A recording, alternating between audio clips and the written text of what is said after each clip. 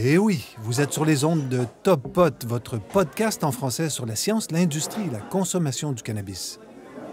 Mon nom est Luc Prévost et j'ai le plaisir de vous recevoir dans un cannabistro virtuel, le Top Pot.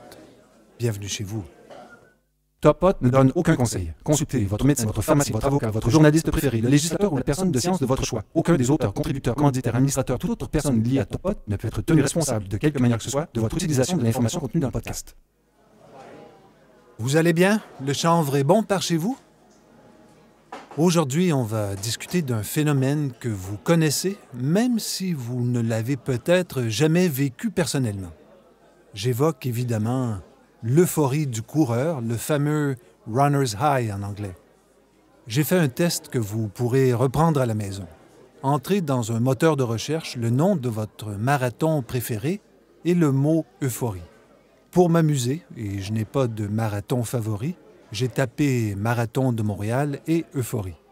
Le premier résultat, ou un des 2 ou 3 premiers résultats, un article de 1074 mots dans le journal La Presse intitulé « L'euphorie du coureur », publié le 21 avril 2009. L'article aborde le sujet sans surprise, et là aussi je cite l'article de la journaliste Sophie Allard. Les coureurs savent depuis longtemps que la course rend euphorique. Bonne nouvelle, des scientifiques viennent de prouver qu'il s'agit bien d'une question d'endorphine, une sensation de bien-être dont certains ne peuvent plus se passer. Fin de la citation. Les scientifiques prouvaient dès 2009 qu'ils avaient tort. Ce que tout le monde croyait, y compris moi, s'avère être faux. Et oui, il y a eu beaucoup d'effervescence la semaine passée pour une recherche qui prétend que l'euphorie que ressentent les sportives serait créée par le système endocannabinoïde. Avant d'aller plus loin, je vais tenter de décrire pour vous ce qu'est cette euphorie. Personnellement, je ne suis pas un coureur. Mais le vélo me permet d'arriver au même résultat. La sensation n'est jamais instantanée. Il faut suer. Il faut un peu de temps et comme pour le cannabis, il y a des gens qui répondent bien à l'effort et d'autres pas. Quand tu entres dans cet espace que beaucoup d'athlètes appellent la zone, tu peux accueillir la douleur différemment. Oh, ça fait toujours mal. Le triple vainqueur du Tour de France, Greg LeMond, disait toujours qu'avec les années, les efforts font toujours aussi mal. La seule différence, c'est que tu vas plus vite. En anglais, il disait « Never gets easier, you just go faster ». Donc, la relation avec la douleur, quand on est dans cette zone, eh bien, elle se transforme, cette relation. Elle devient une amie à tutoyer. Le temps se transforme en quelque chose de plus souple, de moins granulaire. Et il y a définitivement une forme d'euphorie qui peut être contagieuse, une sorte de décontraction dans la tension. Quelle que soit l'activité, le rythme est important. Pour moi, en tout cas. En vélo, par exemple, si tu as seulement 1 heure pour t'entraîner, l'idéal, c'est d'avoir un col dans ta cour. Par col, je veux dire une montagne avec une route là, qui fait au moins 20 km, avec une pente de 4 à 7 %. Comme ça, la vitesse n'est plus un facteur déterminant, alors que sur le plat, selon sa condition physique, il faut parfois rouler à plus de 40 à l'heure. Un petit col, c'est l'idéal. Détail ridicule, mais réel. Dans un col, la transpiration vient comme rincer l'effort. Tu vis dans tes fluides corporels. Elle devient comme le symbole de la récompense, alors que sur le plat, à haute vitesse, la transpiration disparaît sous les caresses du vent. Sauf tout ce qui rentre dans tes yeux, évidemment. OK, c'est le temps. Hein? Vous le savez, quand je suis au comptoir du Top Pot et que je ne reçois pas un invité pour une entrevue, je me commande un petit café. Une seconde. Hé, MJ, salut! Oui, moi aussi. OK, mon habituel, s'il te plaît. À défaut de vivre près d'une montagne, ce qui est mon cas actuellement, et au fil des années, j'ai réalisé que j'étais capable de vivre cette euphorie plus souvent quand il pleuvait.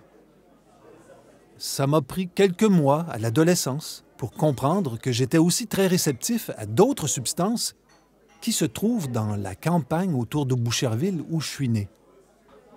Il y a beaucoup de terres agricoles dans mon coin et elles produisent de la géosmine, La géosmine est produite par des bactéries dans le sol. J'ai lu dans un document sur le site de Radio-Canada que son odeur est si puissante qu'une seule cuillerée à thé de géosmine dans l'équivalent de 200 piscines d'eau dégage une odeur que l'humain peut sentir. Je m'éloigne une seconde, pour mieux revenir dans le sujet. La NASA a déterminé dans les années 60 qu'elle devait rechercher de l'eau sur la Lune pour savoir si la vie, telle qu'on la conçoit sur la Terre, est possible. Pas d'eau, pas de vie. Mon ovni, mon opinion vulgaire non informée sur le sujet, est que ce n'est pas un hasard si l'humain est composé à 65 % d'eau. On ne va pas entrer dans les conspirations de la téléphonie 5G, mais comment ne pas imaginer que toutes ces ondes, et il n'y a pas que celles du 5G, eh bien que toutes les ondes dans lesquelles nous baignons, eh bien, seraient donc sans effet sur l'humain et l'eau que nous contenons. Je peux immédiatement proposer une vraie réponse. Il suffit de regarder une nouvelle catégorie d'armes produites aux États-Unis. La société Raytheon, R-A-Y-T-H-E-O-N, eh bien, cette société produit un système d'armes non létales à énergie dirigée appelé ADS, ou Active Denial System. Et ce n'est pas rien, la description de cette arme est disponible sur Wikipédia. L'ADS émet un faisceau d'ondes électromagnétiques d'une fréquence de 95 GHz vers un sujet. Quand les ondes touchent la peau, l'énergie des ondes se transforme en chaleur au contact des molécules d'eau de la peau. Une impulsion de 2 secondes porterait la peau jusqu'à une température d'environ 55 Celsius, causant une intense sensation de brûlure très douloureuse. Il faudrait attendre une exposition au faisceau de 250 secondes pour brûler la peau. Fin de la citation. On revient à notre sujet, qui était la campagne autour de Boucherville. Il y a aussi le pétrichor qui remonte aux narines quand il pleut. Le pétrichor, c'est ce composé des huiles sécrétées par les plantes qui sont absorbées par le sol en temps sec et qui sont relâchées ensuite par la pluie. La combinaison du pétrichor et de la géosmine participe réellement à me rendre, j'allais dire fou des fois, mais aussi très heureux, et parfois avant même que je débute mon effort. Puis, il y a aussi l'ozone, avec son odeur particulière qui, pour moi, fait comme un rincement des sinus sous l'effort. Je comparais ça, ce qui me vient le plus proche à l'esprit, c'est un sauna à l'eucalyptus. Vous aurez bien compris que je n'avance pas que le pétrichor, la géosmine et l'ozone interagissent et participent à l'euphorie du coureur. Je dis que ce sont des conditions particulières qui, moi, m'avantagent dans cette recherche de l'euphorie. Parce que je ne sors pas en vélo seulement quand il pleut. Je roule tous les jours à l'intérieur et je n'ai pas toujours cette euphorie. Donc, l'odorat est le plus reptilien de nos sens et je suis un haut répondeur au bonheur provoqué par la pluie et ses odeurs. D'ailleurs, rouler en vélo quand il pleut est peut-être le seul moment où un adulte peut s'amuser sous la pluie sans être pris pour un fou. Juste une seconde. Hey! Et merci, MJ.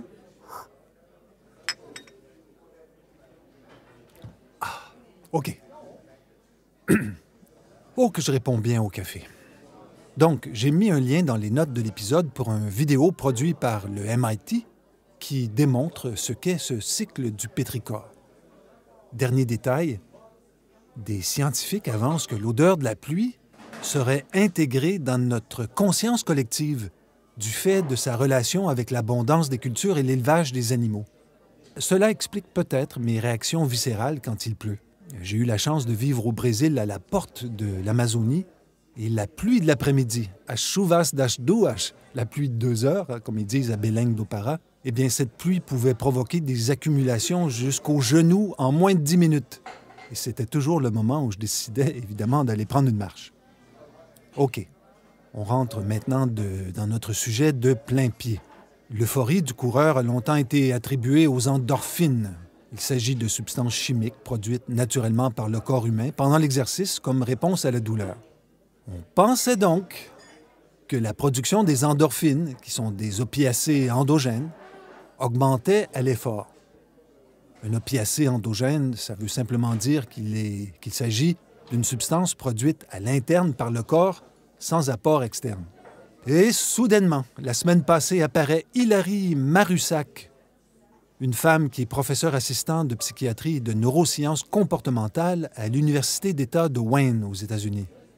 Dans un article qu'elle signe, pas un papier, juste un article, et qui est publié par plusieurs médias la semaine passée, Madame Marussac avance que son labo aurait découvert que l'exercice augmente de manière fiable les niveaux d'endocannabinoïdes de l'organisme. On va donc suivre ensemble les contours de son article pour avancer dans le sujet. Il est important de noter le titre de son article. The runner's high may result from molecules called cannabinoids, the body owns version of THC and CBD. En français, l'euphorie du coureur pourrait être due à des molécules appelées cannabinoïdes, la version du THC et du CBD propre à l'organisme. Détail ridicule, mais le mot « high » est dans mon dictionnaire français et il est bienvenu au Québec. Donc, ces molécules, les cannabinoïdes, participent à l'homéostasie du corps. On va revenir sur ce phénomène plus tard.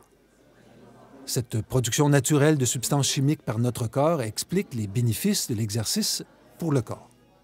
Le laboratoire de Mme Marussac s'intéresse, entre autres, au rôle du système endocannabinoïde, ce que je vais appeler le SEC, dans la régulation du stress et les troubles anxieux chez les jeunes.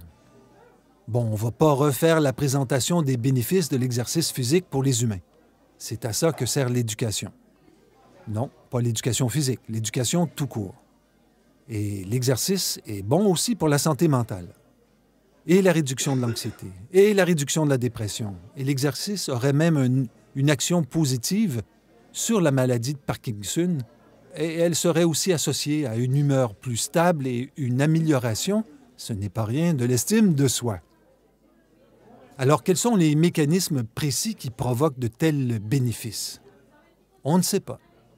Pour être plus précis, Mme Marussac ne sait pas, c'est ce qu'elle nous dit. Faire un effort physique met le métabolisme en surrégime et augmente le flux sanguin, ce qui a pour effet de favoriser la neurogénèse. La neurogénèse, ce n'est que la création de cellules cérébrales, les neurones. En même temps, pendant un effort, plusieurs substances chimiques sont libérées dans le cerveau. En anglais, on parle de Brain-Derived Neurotrophic Factors, ou BDNF. Sécrétés directement par les neurones, ces facteurs influencent la croissance et le développement des cellules nerveuses. Ce faisant, les BDNF participent à la plasticité du cerveau, ce qui a un impact sur les apprentissages et la mémoire. Donc rien de très léger, hein? Tout du lourd. Ce que l'on sait depuis longtemps, c'est que l'exercice provoque une augmentation de la sécrétion d'un opioïde naturel connu sous le nom d'endorphine. Vous connaissez aussi bien que moi les propriétés des opiacés qui sont principalement utiles pour réduire les symptômes de la douleur. Et c'est depuis le début des années 80 qu'existe cette théorie de l'euphorie du coureur, de runner's high, qui serait provoquée par la sécrétion des endorphines sous l'effort. Malgré les certitudes publiées par le journal La Presse en 2009, une saga pour une autre fois, les scientifiques n'ont jamais cessé de se questionner sur le rôle réel joué par les endorphines dans la création de cette euphorie. Pourquoi? À cause de la taille de ces dernières. Pour remonter jusqu'au cerveau, elles devraient passer à travers une barrière de protection qui stoppe les toxines et les autres agents pathogènes. Cette barrière s'appelle la barrière hémato-encéphalique. Alors non seulement elle bloque ce qui n'est pas bienvenu dans notre cerveau, mais elle sert en plus à réguler son homéostasie. Cela fait plusieurs épisodes consécutifs que j'utilise le mot homéostasie pour parler du cannabis, et je réalise maintenant que ça va continuer car c'est une de ses plus belles propriétés. La semaine passée, j'ai parlé, pour les joueurs de football, de l'homéostasie du risque. Leurs casques sont de plus en plus performants, mais les joueurs prennent de plus en plus de risques. Donc, l'homéostasie du risque reste la même. C'est cette homéostasie qui fait que consommer le même cultivar 2 jours de suite peut donner des effets très différents. Le cultivar est le même, on en est sûr, mais pas vous, pas moi. Mon dictionnaire, oui, mon dictionnaire à moi, là, il dit que l'homéostasie est la stabilisation des différentes constantes physiologiques chez les organismes vivants. Donc, quand on dit du cannabis qu'il a une action homéostatique, c'est qu'il va ramener tous nos curseurs au milieu, dans la mesure du possible. Homéo veut dire même, et stasis veut dire arrêt. Si vous désirez aller un peu plus loin pour comprendre ce phénomène, j'ai trouvé un bel article en français dans le média Newsweed. Il y a un lien dans les notes de l'épisode pour les curieuses. Voici comment l'article lance le sujet, et là je le cite texto.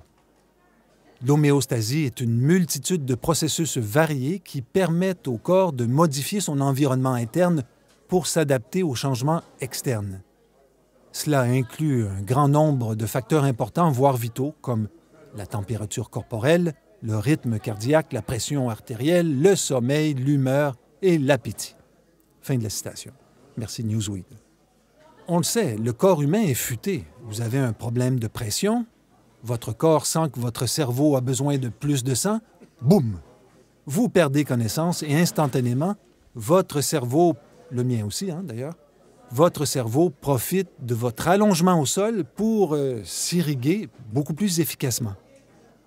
L'euphorie du coureur est un phénomène similaire issu de notre évolution et il participe à la manœuvre pour garder notre corps dans un mode de fonctionnement le plus approprié pour notre survie. Bon, maintenant, on va enfoncer quelques portes ouvertes. Il y a le THC, il y a le CBD. Ça vient d'une plante et pas forcément du cannabis ou du chanvre. On trouve aussi du THC, je le disais récemment, dans le rhododendron de votre maman. Là où ça devient très cool, c'est quand un corps humain fabrique ses propres cannabinoïdes. Endo, qui veut dire intérieur, est alors collé au mot cannabinoïde pour décrire notre production interne avec le terme endocannabinoïde. Comme il s'agit d'un ensemble complexe d'interactions, on parle donc du SEC, ou du système endocannabinoïde.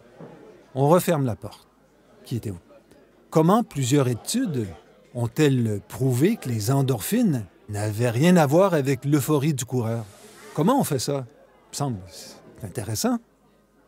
C'est pas compliqué, c'est avec un truc tout simple, un médicament en fait qui s'appelle la naltrexone. N-A-L-T-R-E-X-O-N-E. La naltrexone peut bloquer les récepteurs opioïdes. Elle appartient à un groupe de médicaments appelé pur antagoniste des opioïdes. On fait un scénario, une expérience mentale. Tu souffres, tu prends des opiacés et la douleur diminue. Tu prends du naltrexone, boum, la douleur revient. Alors on a administré de la naltrexone à des coureurs qui étaient en mode euphorique après leur course. Eh bien rien, pas de changement. Le coureur continuait de vivre un état d'euphorie avec tous les avantages que nous connaissons. La naltrexone a donc permis de disqualifier la filière des endorphines.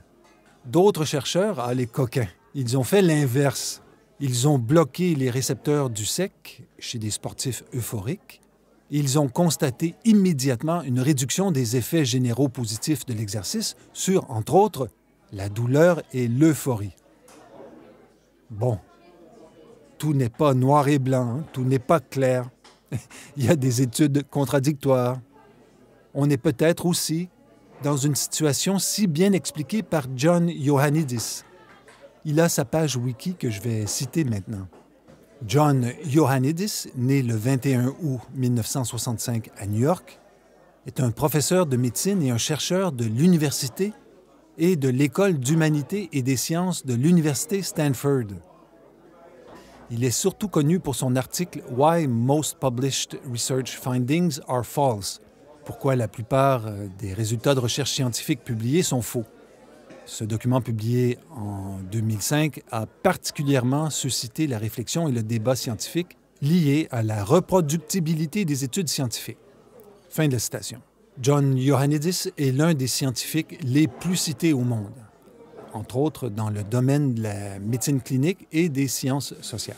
Son article expose comment les sciences dures sont incapables d'obtenir des résultats de recherche reproductibles. C'est grave, c'est très grave. surtout dans le contexte actuel où la science est remise en question pour de mauvaises raisons. D'ailleurs, c'est aussi le danger qui guette l'univers du cannabis. Beaucoup de fausses promesses circulent actuellement sur les pouvoirs de guérison du cannabis. Ça semble parfois miraculeux, mais c'est une saga pour une autre fois. On revient à notre high. On sait finalement peu de choses encore sur les modalités de cette euphorie. Est-elle réservée aux sports d'endurance, comme la course à pied ou le vélo? Les sportifs de résistance, comme les haltérophiles, peuvent-ils connaître cette euphorie? Et finalement, si tu souffres de la dépression ou si tu as un trouble de stress post-traumatique, un TSPT, que se passe-t-il dans ce temps-là? Voici les questions que se posait Mme Marussac, qui a publié cet article la semaine passée. Et ça tombe bien, car Mme Marussac nous informait qu'un de ses étudiants de premier cycle dans son labo, M. Shreya Desai, D-E-S-A-I, eh bien, cet étudiant vient de publier « A Systematic Review and Meta-Analysis on the Effects of Exercise on the Endocannabinoid System ». En français, une revue systématique et une méta-analyse des effets de l'exercice sur le système endocannabinoïde. M. Desai a fait une méta-analyse de 33 autres études qui questionnaient l'impact de l'exercice sur les niveaux d'endocannabinoïdes. Voici sa conclusion. Nous avons constaté que l'exercice aigu augmentait systématiquement les niveaux d'endocannabinoïdes dans toutes les études. Les effets étaient les plus cohérents pour un messager chimique connu sous le nom d'anandamide, la molécule dite de la félicité qui a été nommée en partie pour ses effets positifs sur l'humeur. Fin de cette citation. Et l'anandamide, selon Wikipédia, eh bien, c'est un neurotransmetteur cannabinoïde endogène présent dans l'organisme des animaux comme des humains, en particulier dans le cerveau. Il est aussi présent en faible quantité dans le cacao. Fin de la citation. Personne n'est surpris que le cacao soit si populaire. Cette méta-analyse nous informe donc, nous confirme qu'une multitude de sports permettent l'augmentation des niveaux d'endocannabinoïdes, y compris l'haltérophilie, et l'étude suggère aussi qu'une activité modérée comme la course à pied est plus efficace qu'une marche à faible intensité. On propose une recette minimale qui est une demi-heure d'activité physique entre 70 et 80 % de la fréquence cardiaque maximale, ajustée à votre catégorie d'âge. Et voilà, ce n'est plus bon chanvre, c'est bonne euphorie. OK. Vous vous souvenez du titre de l'article de Mme Marussac, qui a fait le tour des médias, qui s'intéresse au cannabis? L'euphorie du coureur pourrait être due à des molécules appelées cannabinoïdes, la version du THC et du CBD propre à l'organisme. Beaucoup de gens évoquaient la semaine passée la nouveauté de cette recherche, les possibilités nouvelles et les probables enjeux de recherche à venir. Comme si on venait de tout découvrir cet éclairage particulièrement intéressant pour l'industrie du cannabis. Alors, par curiosité, j'ai cherché d'autres articles ou recherches sur le même sujet. Pourquoi? Pour tenter de jauger un peu le progrès de cette idée au cours des dernières années. Et j'ai rapidement trouvé une recherche qui prétend fournir la première preuve sur les effets des variations interspécifiques de la présence des neurotransmetteurs qui pourraient expliquer les différences de comportement locomoteur chez les mammifères. Ici, le mot interspécifique fait référence au rapport entre les espèces, les animaux humains et les animaux non humains. Et dans les animaux non humains, il y a plusieurs espèces. L'euphorie du coureur y est présentée comme une récompense neurobiologique provenant de notre évolution, dont le but serait d'encourager l'exercice aérobique modéré dans une perspective d'évasion des dangers et un mieux-être général. La recherche en français est intitulée « Câblé pour courir ». C'est comme ça que j'ai traduit « Wired ». Donc, câblé pour courir, la présence endocannabinoïde induite par l'exercice chez les humains et les mammifères coureurs avec des implications pour l'euphorie du coureur. C'est un projet de recherche de David Raichlen, R-A-I-C-H-L-E-N.